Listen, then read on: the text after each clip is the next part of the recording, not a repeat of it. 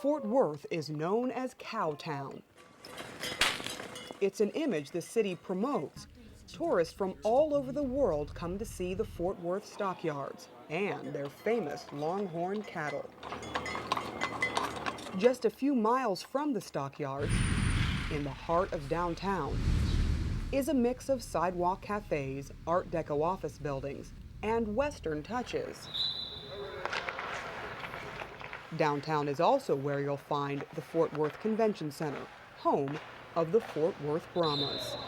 The Stars, the Mavericks, the Cowboys, the Rangers, there's Major League Soccer, there's 2 major college programs in the area. Brahmas general manager Mike Barrick has to sell tickets, but in Fort Worth there are a lot of other entertainment choices. It's fast, it's furious, this is football country, and people in Texas like things physical.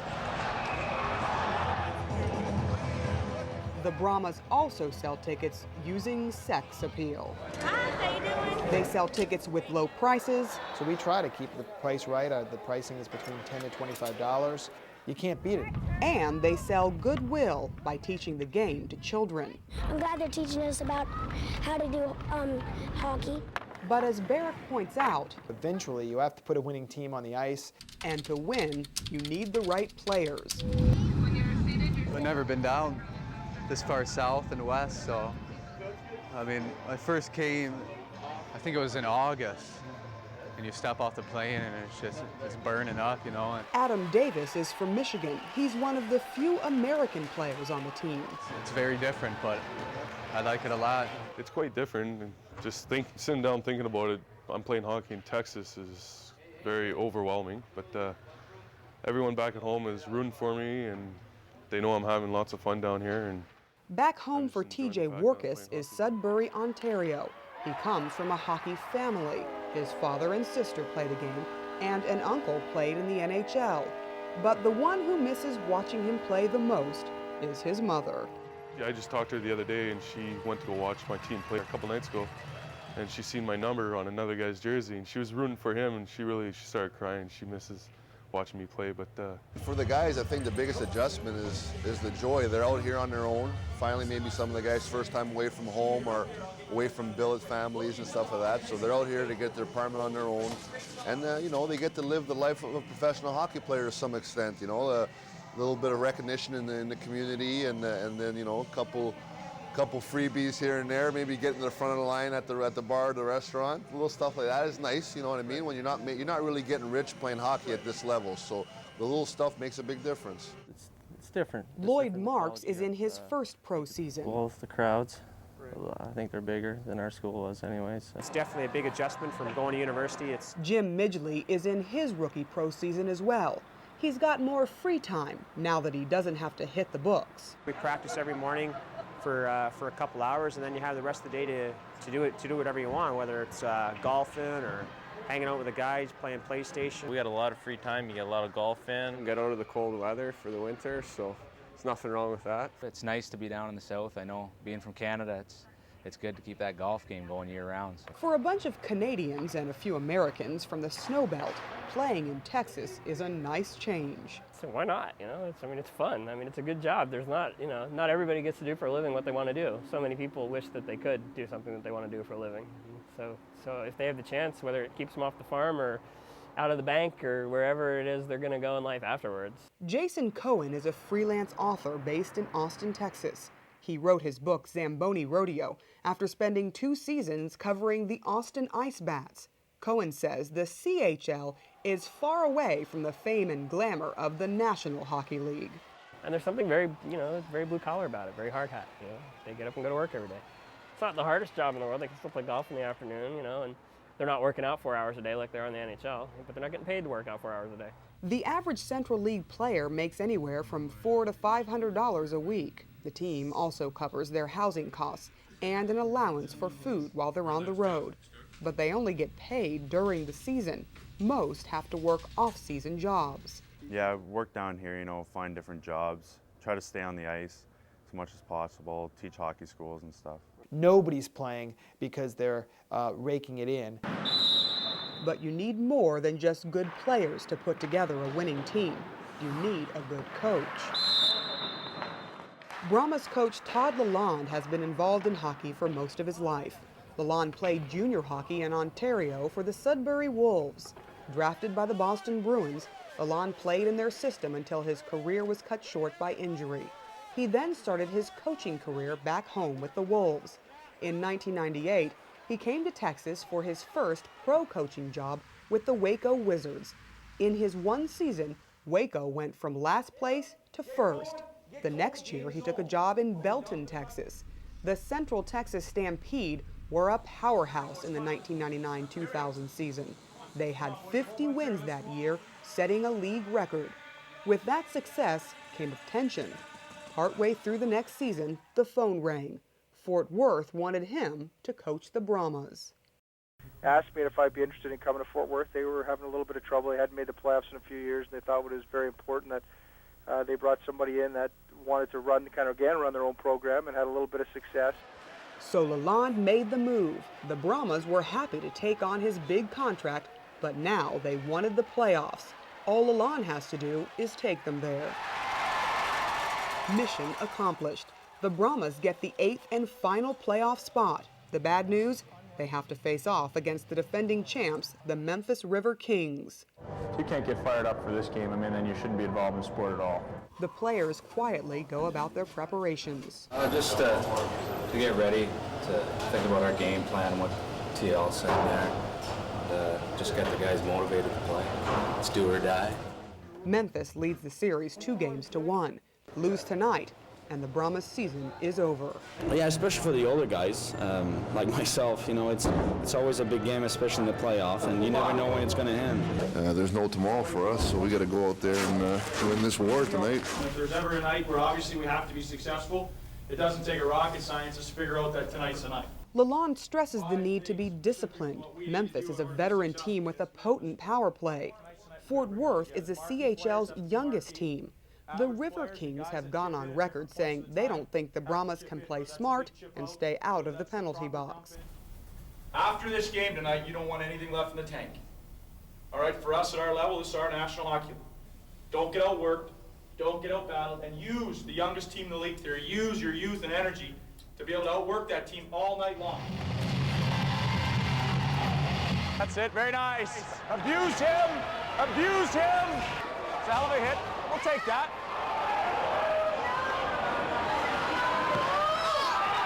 Again, remember, possession and poise was our cliche, right? Possession and poise. God damn it, this is the biggest game of the year. It's 2-0, who cares?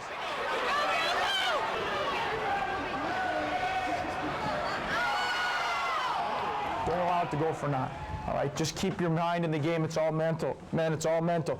Keep your head in the game. Keep your head in the game regardless of what happens. Don't let it bother. Let's go out and get them. Come on! Let's go out and get them. And for a while, it looks like the home team just might pull it off.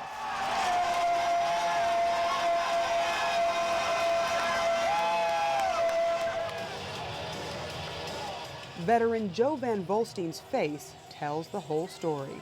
Memphis wins the game 6-3, but they go on to become CHL champions. Losing to the best may take away the sting of losing in a few weeks, but for tonight, there's only disappointment. It's an entry drill to make sure they get in the habit of getting up on that. It's pretty quiet at this rink in Fort Worth. Just before the first practice of the new season gets underway, some veterans are back, but there are a lot of new faces. For a couple of players, this morning's skate will be their last with the team. They will be cut and have to head home. It's a very long drive all the way to the wheat fields of Saskatchewan. Some key members of last year's playoff team haven't been invited back. All-star goalie Corey Cooper isn't here. Neither is top line winger Justin Cardwell. My real mission statement was always that I wanted to have the youngest team in the league, to be able to coach, to be able to make myself better as an individual. I felt that it was real important that your teams be real young and energized. With a total salary cap of $8,500 a week, teams often have no choice but to cut loose expensive veterans. And then there are the uncontrolled variables, like injury. The goalie there, Marty, tripped him up, so he went into the boards with his arm up over his head, so he pinched his complex off, so he got a little bit of a stinger. Chad Mahalchuk has played for Lon before. Unfortunately, today's incident is a sign of things to come. Mahalchuk will miss most of the upcoming season to injury. But for most of these players, especially the rookies, today is a new start, a chance, however slim, to reach their dreams. Anyone who shows up here on day one as a rookie still thinks they're going to play in the NHL for the most part. They think, okay, this is, I just don't, I'm good enough to do it. I'm going to work hard to pursue this dream. I'm just not getting the breaks that I need, and I'm going to have to overcome this. But, it happens. If Theo Fleury can play in the NHL at 5'6", if some other guy can play in the NHL after starting in this kind of league, then I can too. None of the rookies we talked with was quite that bold. But all the players share one thing in common. They've always wanted to play pro hockey. Probably about 12, 13, I realized, I was having fun with it and would really like to go somewhere with it. And it's worked out. Obviously, you want to get to the NHL, but playing here and you're making a living and it's fun. We're playing, we're getting paid for something we love to do, and that's what you got to think about every day when you come to the rink and you're out there practicing. It's our job, and we're getting paid to do it. There's a million other kids who'd want to be doing this. Make sure we read the play. If you had asked me when I was 7 or 8 years old what I wanted to be when I grew up, I guarantee I would have told you a hockey player. So to be able to live that dream, even though I'm not making the millions of dollars that everybody else is, it's good to be around the rink. Even though I'm injured right now, it's to show up here and be around the guys. It doesn't last forever. And I know when I'm 35, I'm going to be wishing I was 25 again, sitting here talking to you in Fort Worth.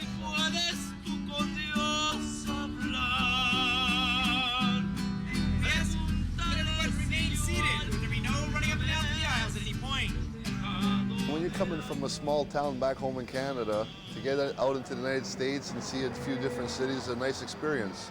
We're here in Dallas, Fort Worth, a great city everybody hears about. When I talk to my buddies back home, they ask me what's it like and how they've seen the grassy knoll and all that stuff. And it's a good opportunity for guys to move around and meet some people. Craig Johnson is a bit of an expert on seeing the U.S. on skates. He's bounced around leagues and teams all over the country. Oklahoma City, Wichita, Birmingham, Saginaw, Mobile, Austin, Houston.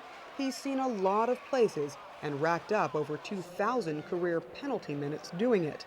He first crossed paths with Todd Lon in 1998-99 when Lon brought his Waco Wizards to town to play Johnson's team at the time, the Austin Ice Bats. It was a pretty goony team, a pretty chippy team. The coach encouraged that style of play, and he was, at least as much of a hard ass as Todd, if not more of one. Team wasn't winning. Everybody hated it. And we played Waco one night, and Todd and Waco had this very small, very skilled, fun to watch, kind of fast team. And there was this big 5-on-5 line brawl. And Johnny Craig ends up with this little 5'9" defenseman, Neil Martin. He's pummeling them. And I'm thinking, this is not what they invented the code of hockey brawling for. The 6'5" guy is not supposed to beat on the little fancy defenseman. And the linesman's dragging Craig off, and he's a big guy, and I swear, he gets past the door, and then he reaches back over the door and pulls Neil Martin back out with him for more. And Craig ended up getting suspended for 10 games. And Todd ends up fighting with Al Tur, the coach of the Ice Bath, under the stairs. They get into a fist fight. And I missed this because I'm up there, working or whatever. I walk down and there's like 3 ice bats and they're all like rubbing their eyes and there's all this commotion and there's a cop. And I was like, what's going on? I was like, oh, well, Todd and Al got into a fight and the players came in to break it up and the cops maced the players. And literally I saw, they were hosing off their eyes, trying to get the pepper spray out of their eyes. And so I actually, amazingly, went up to Todd a few minutes later to try and get a comment, because I couldn't resist. And I still remember his quote was, I said, well, what was all that about? And he was like, fuck you, watch the fucking game, because obviously I knew what it was about. I just wanted his take on it. So to see them a year later basically say, well, okay, I'm going to sign Craig Johnson on my team, I thought was really interesting. And, for one thing, it said, well, shit, I remember when he beat the crap out of my players. People are scared of this guy. I want him on my side. But it also showed that there's no hard feelings in this business. Johnson would sign on to play for Lon just up the road in tiny Belton, Texas. It was the start of a special season. Not only would the Central Texas Stampede win a record number of games that year, but Johnson and another player would record a lot of it on video. Winning 50 games was a remarkable achievement, having championship t-shirts hanging on every locker, something to be remembered. I just like to say I'm going to be the first guy to get Ron Newhook's autograph. Having the league MVP and the top goalie on the roster is certainly memorable as well.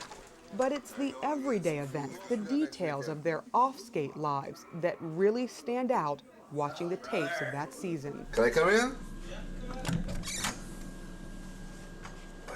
What's going on? Got the video camera? Yeah, you gotta. Where's the girl? She's right in there. Come. There she is. All about it. So you guys are in love, I guess?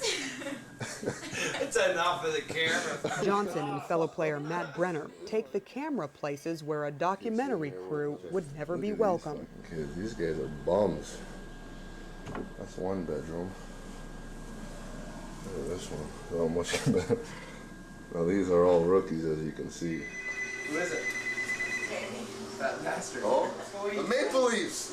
It's the Maple Leafs, Dicker. I'm going to the show. Yeah. I knew he was going. He's a good player. From barbecuing at the team's apartment complex to just driving to the rink. Holy shit, look at that. Storm cloud. We're storm chasing in the contour this morning. Holy shit. One thing becomes very clear. These players are having fun, and they enjoy being around each other. True team unity like this is sometimes hard to find. Just want to say thanks for ditching all the guys at golf. You know, you get a golf game going and you don't show up. That's a great team guy.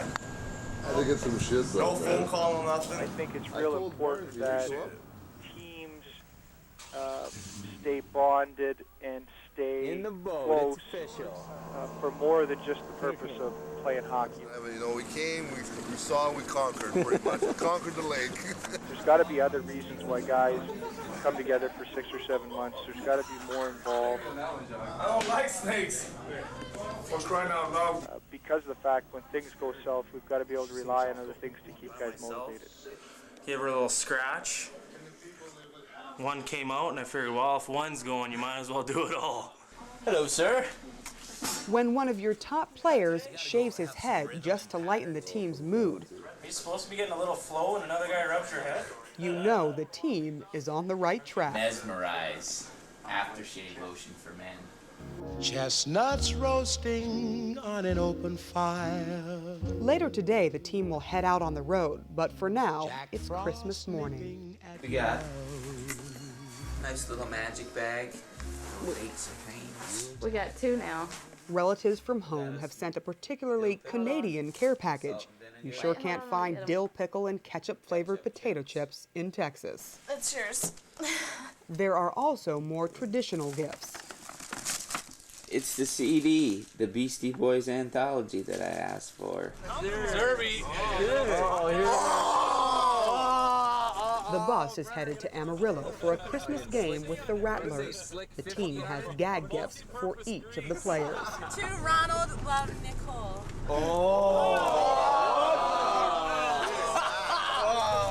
Boxing. Put him on, Murph. John Murphy has gotten a few fighting majors in his career. He and his mini boxing gloves will end up in Fort Worth 2 years later. I love boxing. What's that say? I love Merry New Year! Merry New Year! It's the eve of a new millennium. The players, along with wives, girlfriends, assorted fans, and boosters, spend a night drinking and dancing. 5, 4, 3, 2, 1.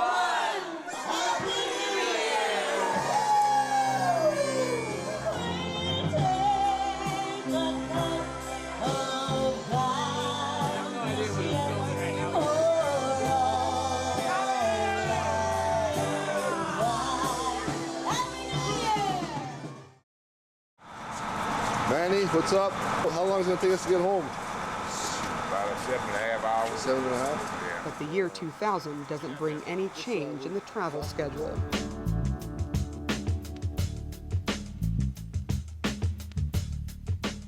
For any minor league team, the worst part of playing is the travel. More specifically, the bus. I'm driving about 6 hours and I'll lose my mind. Players have to sleep on the bus, I'd like to say thanks to so much. eat on the bus, What is this? Look at that. Chili's again. Fuck you, Chili's. Change on the bus? Look at Aldo. Look at that body. You're in the best shape you've ever been in, Aldo. Yeah, not bad for 365. 365 years old, eh? And fight boredom on the bus. Texas for you. There's Texas. Lots of things to look at. Which of the following is the term for an investor who anticipates a rise in stock? A bear, B, boar, C, bull, D, steer. I think it's C. Final answer? Yes, sir. And it's a good one. $100. Here, try this. Carl, I really don't do this very often. Caddyshack aside, the most popular way to pass the hours between stops is the ever-present card game. What's on the road stays on the fucking road. The game goes from night to day, back to night again. Got two for sure. When I was low. I think every bus in every sport's probably the same. You know, the coach sits up front, and the people who are part of the coach's brain trust are near him, whether it's the assistant coach or maybe the captain, the old veteran. And then you get the rookies, and then you get back a little further, and you get some of your better players, and then you get to the back of the bus, and maybe it doesn't even matter if they're the star players, they're just the guys who run the locker room, you know, the vets. The movie sucks, too. The sun is coming up, and for a while, the card game is over. Players stretch out over the seats, trying to get some sleep. The maze of legs is a daunting obstacle for anyone trying to answer an early morning call of nature. That leaves two options. The first requires some of the physical skill that got them into pro sports in the first place, climbing like Spider-Man over the tops of the seats. The other method, all you need is a little ingenuity and an empty container. Well, that's what Gatorade bottles are for. And they used to do it. The rookies up front, they would be too lazy to go back there. They would just, you know, fill up the bottle all night, and every once in a while they'd send someone back to dump it out. Bright and early here. Rolling into the old hotel. It's 3:30 in the morning, and the players walk through their hotel with bleary eyes. This one is in Little Rock, Arkansas. It's clean, but nobody in the CHL is staying in any 4-star hotels. So what do you have to say about your bed, Johnny? Place is fucking disgrace. MacArthur Inn, Alexandria. Hey, you want to go in there and check out the cockroaches we got in there? As the cards get dealt once again, I got this lag across there. Craig Johnson gets to stretch out on his own double seat. He may need the extra rest soon. His wife Reagan is due to give birth any day. Pretty hard for you to stay focused at a time like this, or you know, like when you become a father, I've noticed that the thing is you start worrying a lot more. And, you know, I'm always worrying. Find myself calling home a lot more and checking on her, and that's what I got to do just to keep me relaxed. I call her and check on her every chance I get. You know, make sure everything's going smooth. You know, we got a couple cell phones on the bus too, so if anything goes wrong, I'm sure she can get a hold of me. Craig and Reagan's daughter was born after the road trip. He did get to be there to see her come into the world. Getting the live action. What's up? That's what it's all about right here. There's Grandma. There's Big Daddy-O. Daddy-O. Big Daddy Craig. Papa John. There's the champion. She's been awake this whole trip, and she just fell asleep finally. We're going upstairs now? Yeah, I'll put her upstairs. There she is. Hey. Tuesday is going to be probably the best day of my life, really. I don't know how great it's going to be, but So the theory of confrontations is now, I just know that it'll be the best day of my life. I can't even describe the feelings that I'll be feeling because I don't know. I've never been there. I guess only a father can know how great it's going to be, but it's just like I'm waiting for Christmas morning, you know. I'm waiting to open up my present, waiting to hold my daughter.